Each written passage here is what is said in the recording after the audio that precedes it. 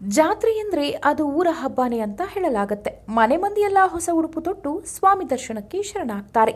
ಮನೆಯಲ್ಲಿ ಸಿಹಿ ಮಾಡಿ ಕುಟುಂಬಸ್ಥರು ಸೇರಿ ಜೊತೆಗೂಡಿ ಊಟ ಮಾಡಲಾಗುತ್ತದೆ.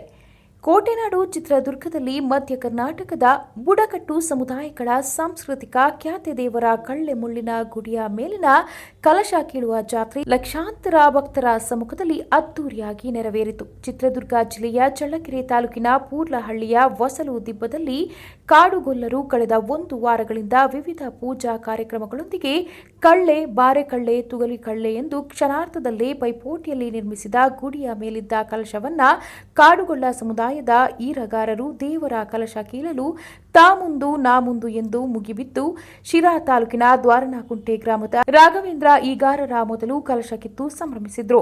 ಕಾಡುಗೊಲ್ಲರ ಆರಾಧ್ಯ ದೈವ ಖ್ಯಾತಿ ದೇವರು ಯಾವುದೇ ಜಾತಿ ಧರ್ಮ ಭೇದವಿಲ್ಲದೆ ಇಂದಿಗೂ ಭಾವೈಕ್ಯ ಹಾಗೂ ಸಾಮಾಜಿಕ ಸಾಮರಸ್ಯದ ದ್ಯೋತಕವಾಗಿದೆ. ಈ ದೇವರ ಜಾತ್ರೆಗೆ ಆಂಧ್ರಪ್ರದೇಶದ ಅನಂತಪುರ, ರಾಯದುರ್ಗ, ಕಲ್ಯಾಣದುರ್ಗ, ಚಿತ್ರದುರ್ಗ ಸೇರಿದಂತೆ ರಾಜ್ಯದ ವಿವಿಧ ಭಾಗಗಳಿಂದ ಲಕ್ಷಾಂತರ ಭಕ್ತರು ಆಗಮಿಸಿ ಜಾತ್ರೆಯಲ್ಲಿ ಭಾಗವಹಿಸುವುದು ಮತ್ತೊಂದು ವಿಶೇಷವಾಗಿದೆ.